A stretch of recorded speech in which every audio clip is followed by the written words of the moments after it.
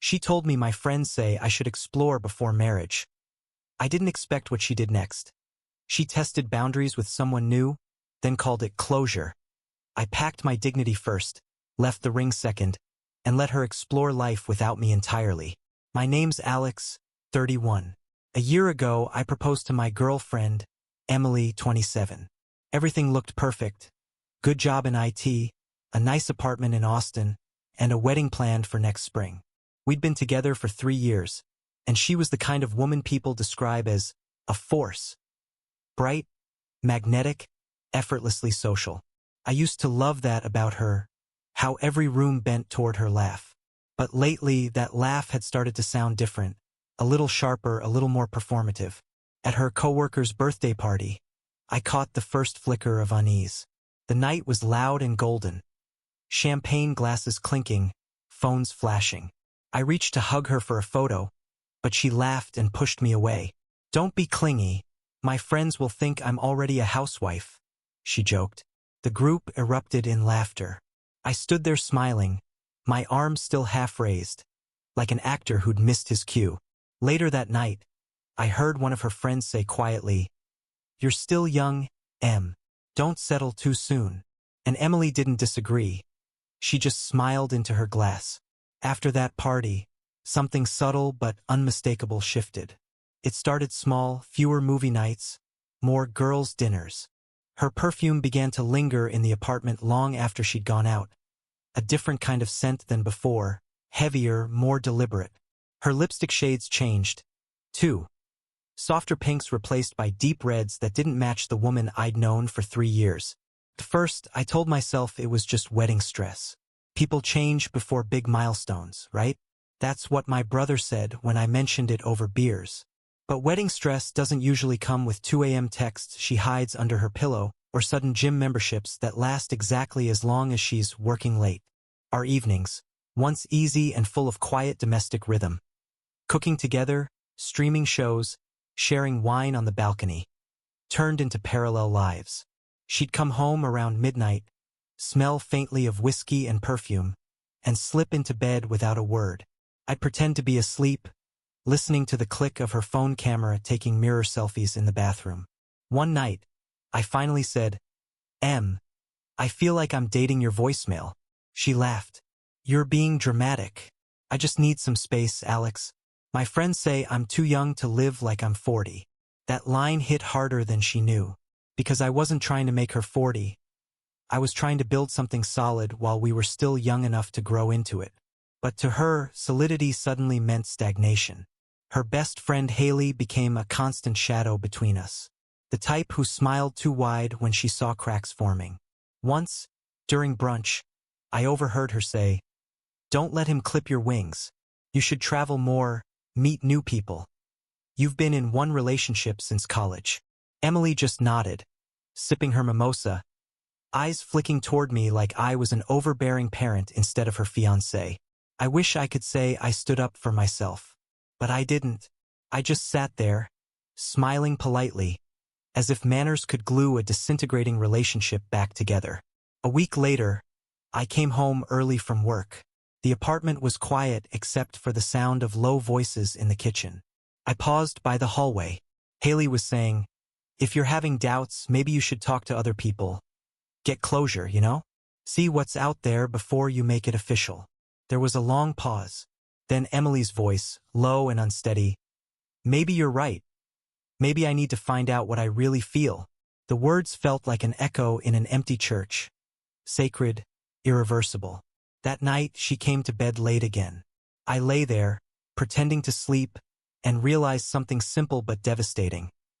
I was already living alone, and she just hadn't moved out yet. By the next morning, the apartment air had gone cold. Her coffee mug was missing from the sink, the one she always used, the chipped blue one I bought her from a street fair.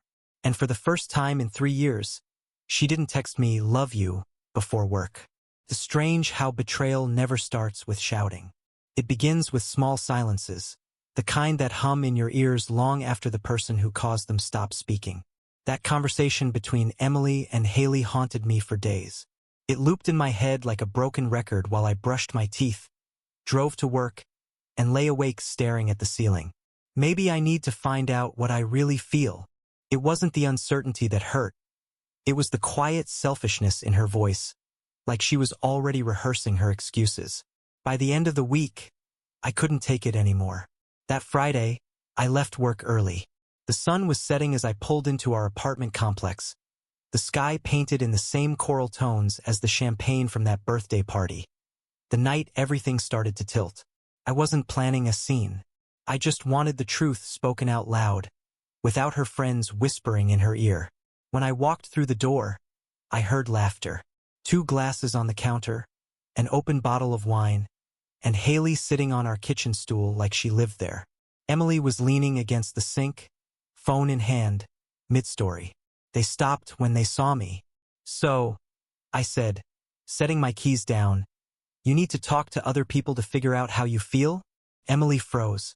The color drained from her face. "Alex, you're twisting this." "No," I said evenly. "I'm hearing it loud and clear. You want to test the waters? Go ahead." Haley smirked. "Let her breathe, dude. You're acting like her dad." I looked right at her. "Good idea." "Haley, dinner Friday?" The room went silent. The air itself seemed to recoil. Then Haley, bold as ever, flipped her hair and said, "Sure, why not?" Emily's jaw dropped. "Are you kidding me? That's my friend. And you're my fiancé," I said quietly. "Or were. You wanted freedom. Enjoy it." For a second, no one moved. Then Emily's wine glass tipped, spilling across the counter, dripping crimson onto the tile. She stormed past me, crying, grabbed her keys, and slammed the door hard enough to rattle the pictures on the wall. Haley lingered, clearly uncomfortable now that the attention was gone. "That was cruel," she muttered. I shrugged. "Honesty usually is." She left without another word. The apartment was dead silent afterward, just the faint buzz of the refrigerator filling the space she'd left behind. I poured the rest of the wine down the sink and sat at the kitchen table, staring at the engagement ring catalog still open from last week.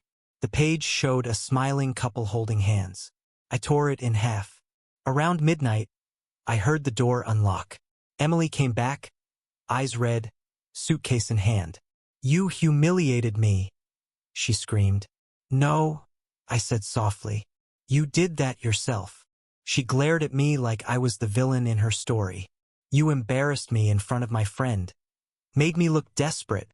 "Emily," I said, keeping my voice steady, "you are desperate. Desperate to feel wanted. Even if it means burning down what you already have."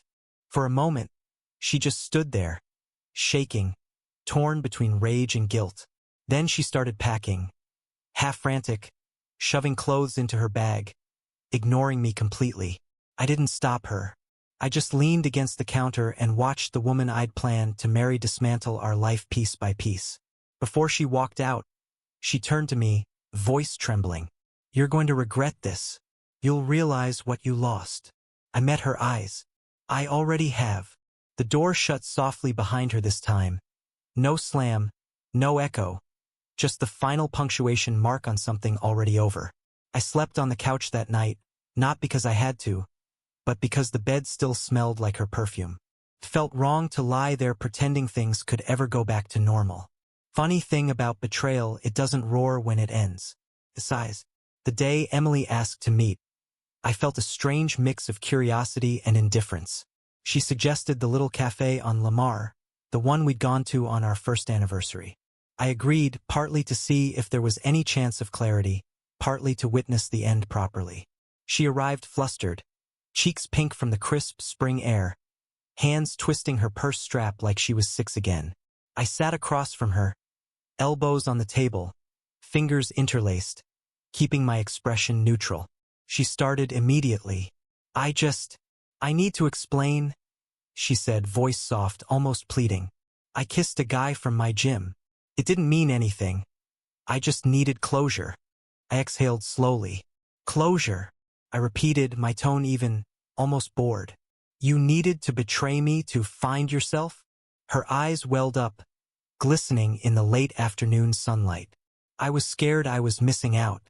Everyone's moving forward, Alex, and I thought maybe I was stuck.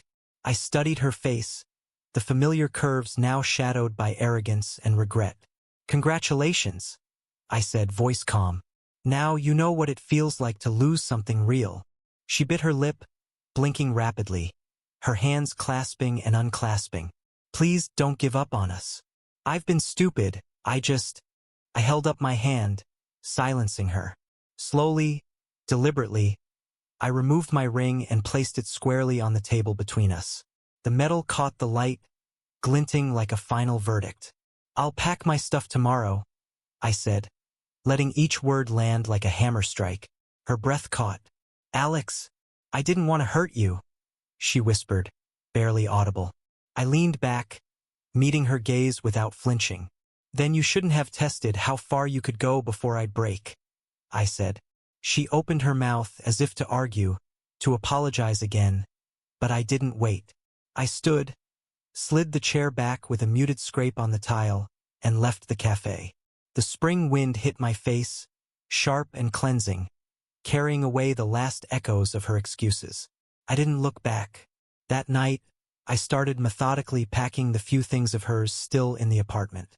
Each item, a scarf, a stack of books, a picture frame, felt less like her presence and more like a cautionary tale. I labeled the boxes, stacked them by the door, preparing them for the movers I'd call in the morning. By the time Emily sent the first of many frantic texts, pleading, blaming, gaslighting, I was already distant. Her words scrolled across my screen, but I didn't respond. Not with anger, not with sadness.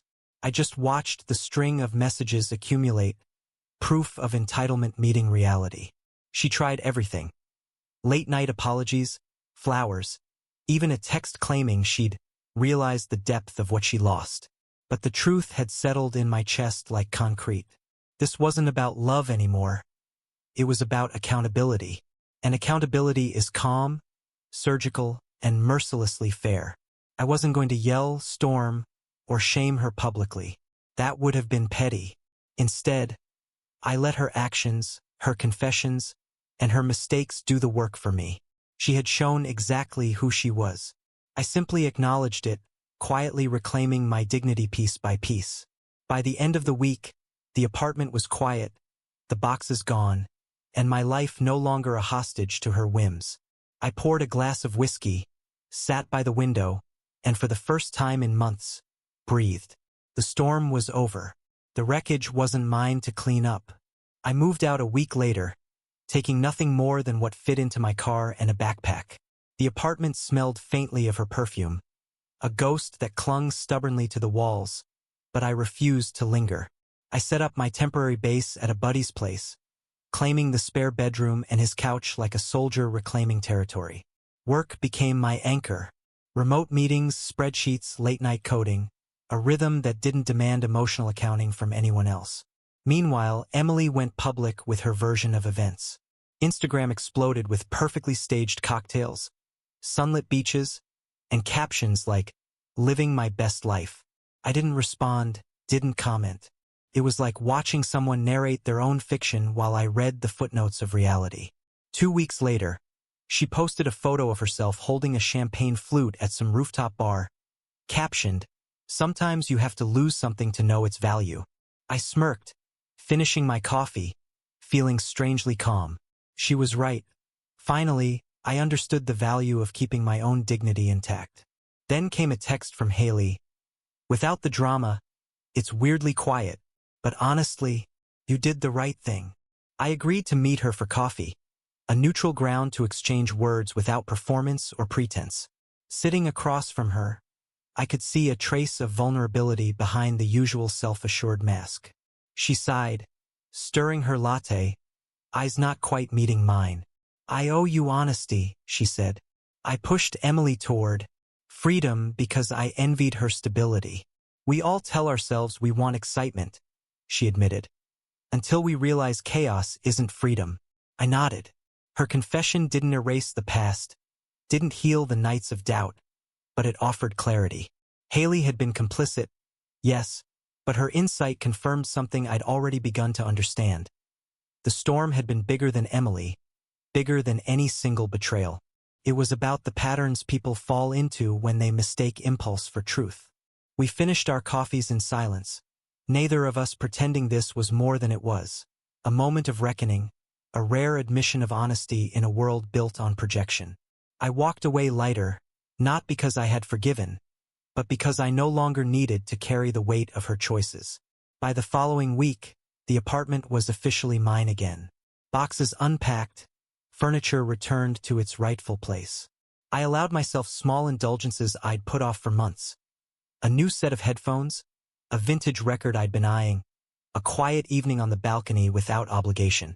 Each act was tiny, but it stitched the edges of my life back together. Her posts continued, laughter, beaches, filtered perfection. But I didn't look. The notifications were irrelevant. I had reclaimed the most important thing, my peace. And the strange thing? Life felt wider, fuller, quieter. The silence wasn't lonely, it was deliberate. It wasn't emptiness, it was space to breathe. The chaos had passed. Emily had tested limits, but in the calm afterward, I realized the truth. Some losses teach more than love ever could. 6 months after the dust had settled, I met Laura. She was a journalist, 26, with a calm intelligence that didn't need validation or spectacle. Our first coffee together felt like exhaling after holding my breath for years. No games, no cryptic messages about finding herself, no hints of drama lurking behind a smile, just presence. She chose me every day, in small, deliberate ways. A text asking how my morning went, an unexpected sandwich delivered at work, a quiet evening sitting on the balcony talking about everything and nothing. In the meantime, Emily reached out once, a simple message that could have unraveled everything if I let it. I finally get what I lost. I'm sorry. I read it, blinked, and wished her well. No anger, no recrimination, just quiet closure. The words floated and settled in my chest without shaking it. I didn't reply. There was nothing to say. She had taught me the lesson. I didn't need her permission to move on. Sometimes, late at night, I replay that kitchen conversation in my mind. If I hadn't overheard Haley's advice, if I hadn't witnessed the first cracks, I might have been planning a wedding with someone who was already considering escape routes. The irony is stark, but the clarity it brought is priceless. Now, I see the patterns clearly. When someone tells you they need to explore life or find themselves, it's not about you. It's about their own restlessness. The right person won't need to wander the world to realize they're already home. They'll choose to stay every day because being with you is not a compromise, it's a decision. Life has a way of leveling the chaos, sometimes in ways you don't see coming. Emily's departures and betrayals were painful, yes, but they were also precise. They stripped away illusions, leaving only the foundation beneath. My own dignity, my boundaries, and a sense of self I didn't know I'd neglected. With Laura, there's laughter that doesn't sting, touch that doesn't demand, and evenings that end not with tension, but with calm certainty. Sometimes we sit in silence, her hand in mine, and I think about how different life could have been. And I smile quietly, because I know I didn't just survive the storm, I learned to navigate it. The lesson lingers in small moments. Honesty isn't always about confrontation. Sometimes it's about observation. Integrity isn't always loud. Often, it's quiet, deliberate, and unwavering. And freedom, true freedom, comes when you stop trying to control someone else's journey and focus on walking your own. I look around at the apartment, at the books stacked just so, at the record spinning softly in the background, and I feel it, peace. Not the fleeting relief of avoidance, not the hollow thrill of revenge, but the steady, grounding satisfaction of knowing I stayed true to myself. And in that quiet, I finally understand. Letting go isn't giving up. It's creating space for what actually matters. For someone who chooses you, fully, without hesitation. For the kind of life that doesn't need to be tested to be felt. And that, finally, is enough.